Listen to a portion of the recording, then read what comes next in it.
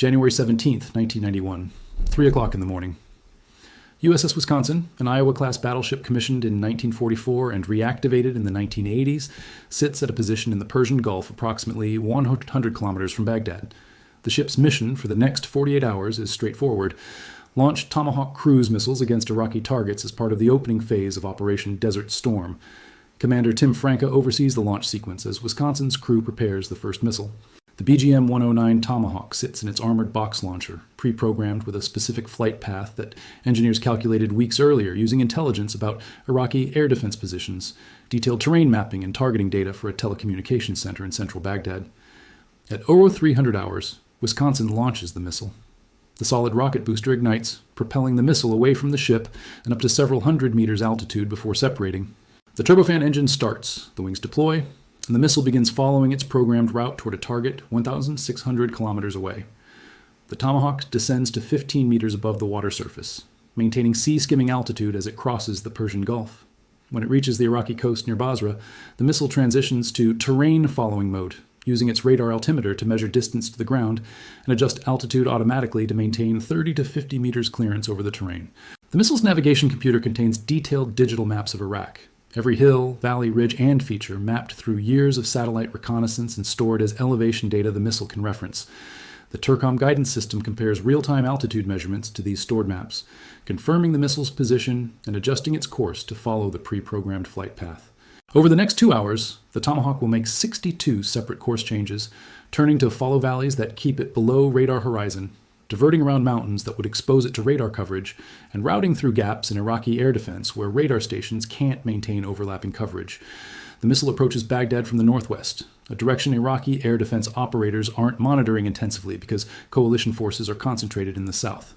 At 0500 hours, the Tomahawk arrives at its target coordinates. The DSMAC optical guidance system activates, comparing images from its optical sensor to stored target recognition data, and makes final course adjustments. The missile impacts the telecommunications center with 450 kilograms of high explosive ordnance. Iraqi air defense operators monitoring their radar screens detect the missile approximately 15 seconds before impact. They see a small, fast-moving contact that doesn't match the profile of coalition aircraft they're expecting. They attempt to vector surface-to-air missile batteries to engage, but the Tomahawk impacts before they can achieve engagement parameters. The telecommunications center goes offline, disrupting Iraqi command and control at the exact moment coalition air operations are beginning. To understand Iraqi confidence in their ability to defend against coalition strikes, you need to understand what they'd built throughout the 1980s with Soviet and French assistance. Iraq possessed one of the world's most comprehensive integrated air defense networks outside the Soviet Union itself. More than 70 radar stations provided overlapping coverage across Iraqi territory, feeding data into a French-supplied CARI system, a computerized command network that integrated Soviet radars with modern data processing to coordinate air defense responses.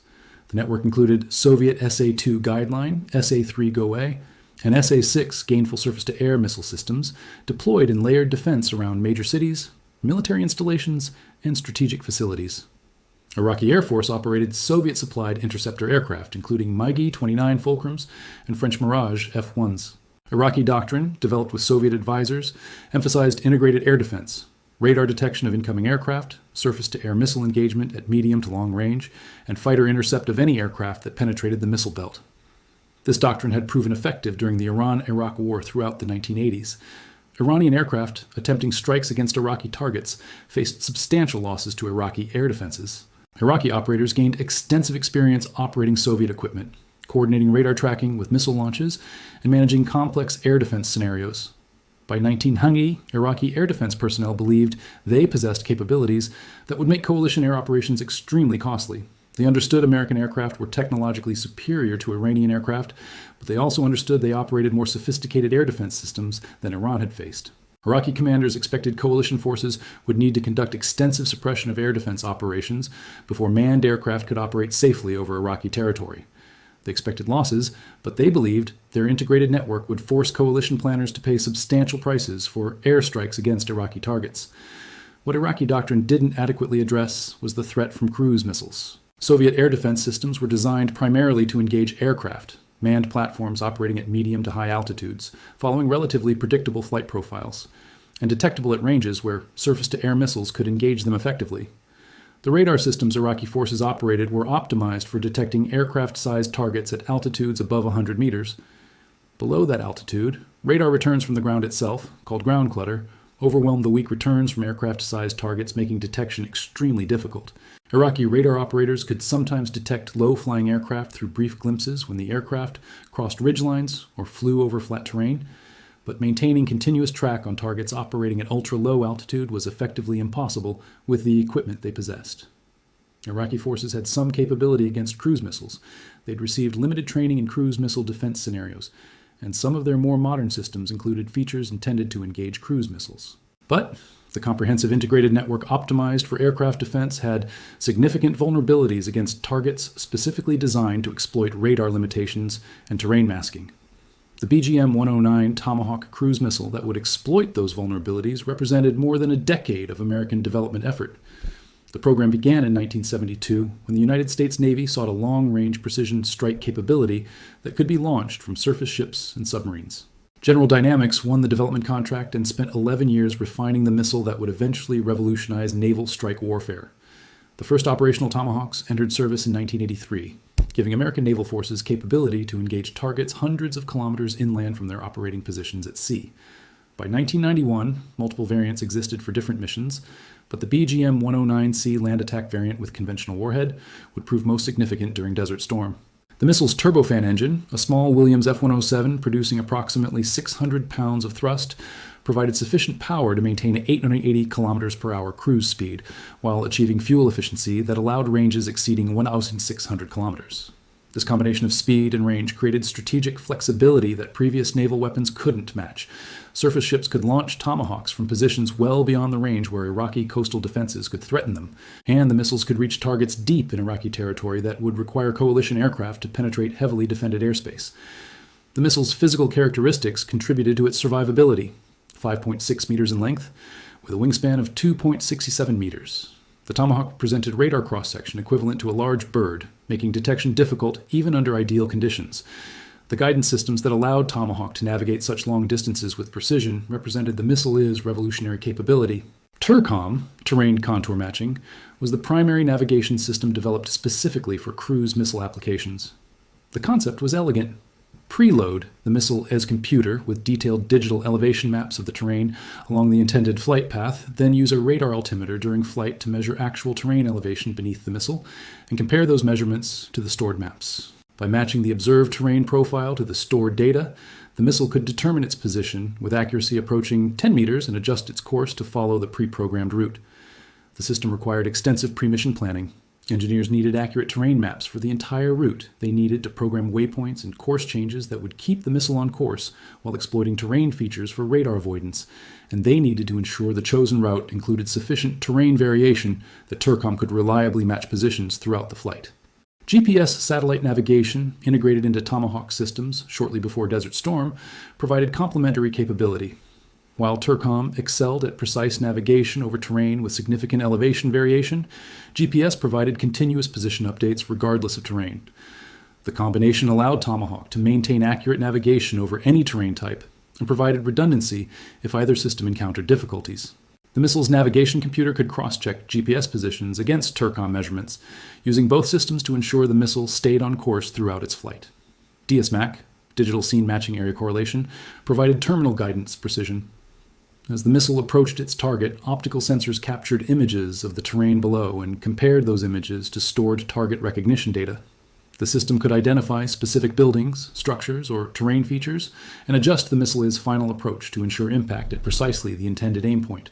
This capability allowed Tomahawk to strike specific buildings within urban areas, particular sections of large facilities, or designated aim points on structures like bridges or bunkers. The accuracy was sufficient that mission planners could select which wall of a building they wanted the missile to impact, confident that DSMAC would guide the missile to that specific aim point.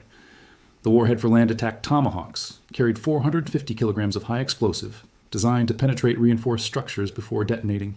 The warhead wasn't enormous by comparison to aircraft-delivered ordnance, but precision guidance ensured it struck exactly where mission planners intended, maximizing effectiveness against the specific target.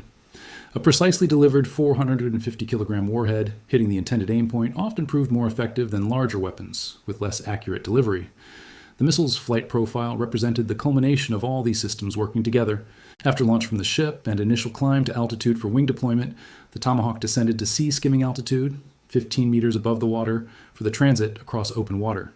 This altitude kept the missile below radar horizon for most surface-based radar systems, making detection extremely difficult until the missile came very close to radar installations. When the missile reached land, it transitioned to terrain following mode, maintaining 30 to 50 meters clearance above the terrain. This altitude provided sufficient margin for safety while keeping the missile below effective radar detection altitude for most Iraqi systems. The pre-programmed flight path included hundreds of waypoints, specific coordinates where the missile would turn, climb, descend, or adjust course to follow optimal routes through the terrain. Mission planners spent hours designing each route, analyzing intelligence about Iraqi radar positions, studying terrain to identify valleys and low areas that provided terrain masking, and calculating courses that would bring missiles to their targets from directions Iraqi defenses were not optimized to engage. When Operation Desert Storm began on January 17, 1991, the opening phase of the air campaign included the largest operational use of cruise missiles in history. Between January 17th and January 19th, United States Navy surface ships and submarines launched 116 Tomahawk missiles against Iraqi targets.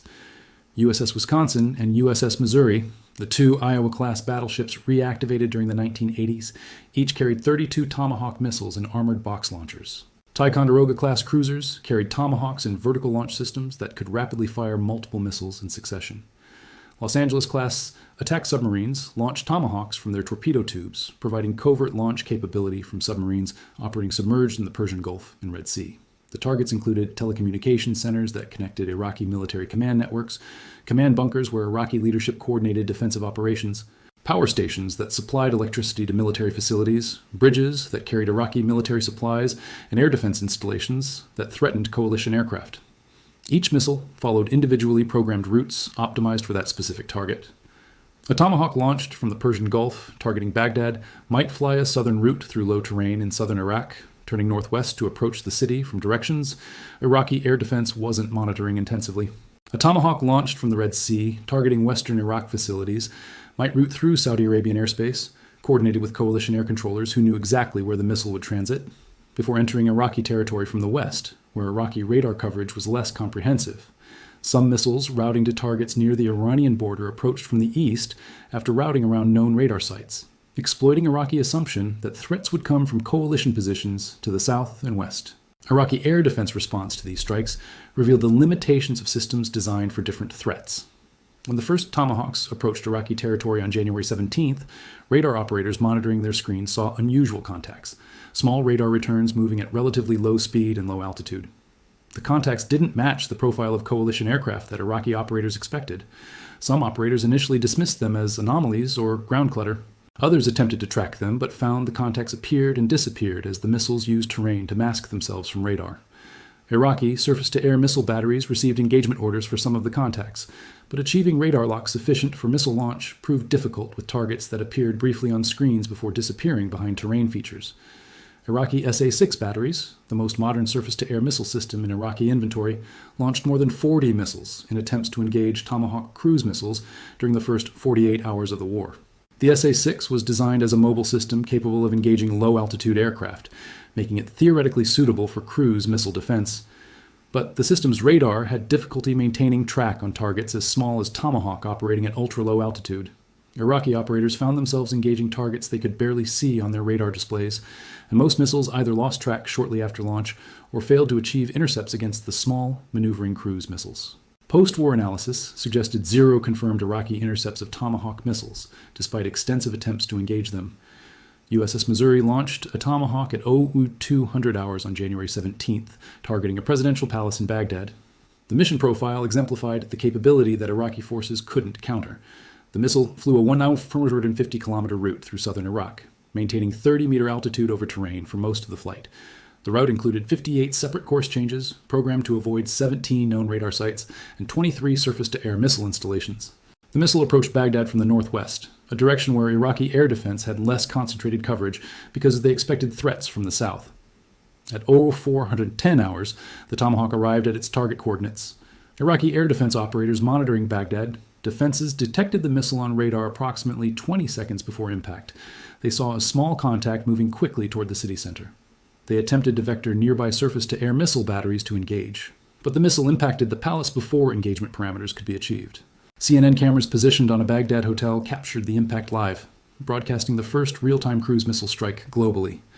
Viewers worldwide watched the explosion, unaware they were witnessing a missile that had navigated 450 kilometers through one of the world's most heavily defended air defense networks without being intercepted. Iraqi air defense commanders conducting post-war interviews with coalition intelligence officers described their experience defending against Tomahawk strikes with consistent themes of frustration and helplessness. Major General Hassan al-Rawi, commanding Iraqi air defense forces in the Baghdad region, explained, "Our systems were designed to engage aircraft flying at medium altitude, following relatively predictable routes toward their targets. We trained for years against this threat. The missiles that struck us flew routes we never anticipated. At altitudes our radars couldn't reliably track, approaching from directions where we had minimal coverage. When we detected them, we had seconds to respond. Insufficient time to coordinate engagement, insufficient time even to warn personnel at targeted facilities. The missiles appeared from nowhere, struck their targets precisely, and we could do nothing to prevent it." This assessment reflected fundamental mismatches between Iraqi defensive capabilities and Tomahawk characteristics, specifically designed to exploit those capabilities' limitations. Iraqi radar systems struggled to maintain track on targets below 100 meters altitude because ground clutter overwhelmed weak returns from small targets. Tomahawk deliberately flew at 30 to 50 meters, specifically to exploit this limitation, operating in altitude bands where Iraqi radars couldn't reliably detect it. Iraqi air defense doctrine emphasized coordinated defense with multiple radar stations, tracking targets and sharing data to provide complete coverage. Tomahawk routes were programmed specifically to exploit gaps in this coverage, routing through areas where radar stations couldn't maintain overlapping surveillance and using terrain features like valleys and ridges to mask the missile from radar sites that should have been able to detect it. The size and speed of Tomahawk further complicated Iraqi defensive efforts. The missile's radar cross-section, equivalent to a large bird, provided minimal radar return even under ideal conditions.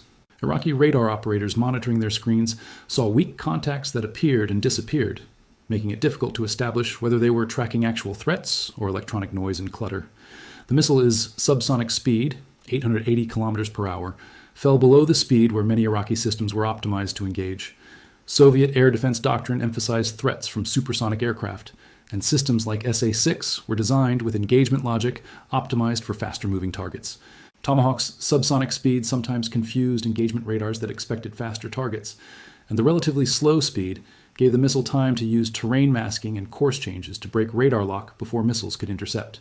The intelligence advantage coalition forces possessed proved equally important. Years of satellite reconnaissance, signals intelligence, and human intelligence operations had mapped Iraqi air defense in comprehensive detail. Coalition mission planners knew the location of virtually every radar station, every surface-to-air missile site, every command post. They understood Iraqi air defense doctrine, knew how Iraqi operators would respond to various threats, and had identified weaknesses in coverage that could be exploited. Tomahawk mission planning incorporated all this intelligence, programming routes that avoided the strongest defensive positions, exploited coverage gaps, and approached targets from directions where Iraqi defenses were weakest. Iraqi forces found themselves defending against an opponent who understood their defensive network better than they did themselves. The effectiveness disparity between Iraqi performance against aircraft versus cruise missiles illustrated the problem. Iraqi air defense engaged coalition aircraft with approximately 80% detection rate. They saw most coalition aircraft operating over Iraqi territory. They vectored interceptors or surface-to-air missiles to engage, and they achieved some success in forcing coalition aircraft to operate cautiously. Iraqi surface-to-air missiles engaged several coalition aircraft successfully, requiring coalition planners to respect Iraqi defensive capabilities and conduct extensive suppression of air defense operations. But against Tomahawk cruise missiles, Iraqi detection rate dropped to perhaps 30% or less, and successful engagements were essentially non-existent. The systems worked as designed against the threats they were designed to counter. They simply weren't designed to counter ultra-low altitude, small cross-section terrain-following cruise missiles programmed with detailed knowledge of defensive positions. The strategic implications extended beyond just the 116 missiles launched during Desert Storm's opening days. Tomahawk proved that naval forces could conduct precision strikes against targets deep inland without requiring aircraft to penetrate defended airspace. Surface ships and submarines positioned safely beyond enemy threat range could launch missiles that would navigate hundreds or thousands of kilometers to strike specific targets with accuracy rivaling manned aircraft. This capability fundamentally changed naval warfare doctrine and force planning. Previous naval strike capability required aircraft carriers to position relatively close to enemy territory so carrier aircraft could reach targets. Tomahawk allowed any surface ship or submarine with vertical launch capability to conduct strikes from positions where enemy forces couldn't threaten them, democratizing precision, strike capability across the fleet. Post-Desert Storm, Tomahawk became the weapon of choice for American military operations, requiring precision strikes in contested environments. During operations over Bosnia in 1995, Tomahawks struck Serbian air defense sites before NATO aircraft entered hostile airspace. In Kosovo in 1999, Tomahawks engaged Serbian military installations throughout the campaign.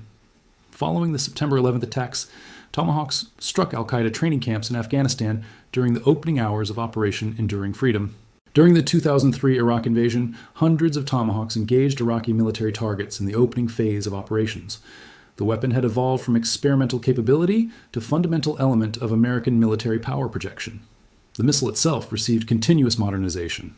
The Block 4 Tomahawk, introduced in 2004, incorporated enhanced GPS guidance, improved scene matching systems, extended range approaching 2,600 kilometers, and most revolutionary, the ability to reprogram the missile during flight.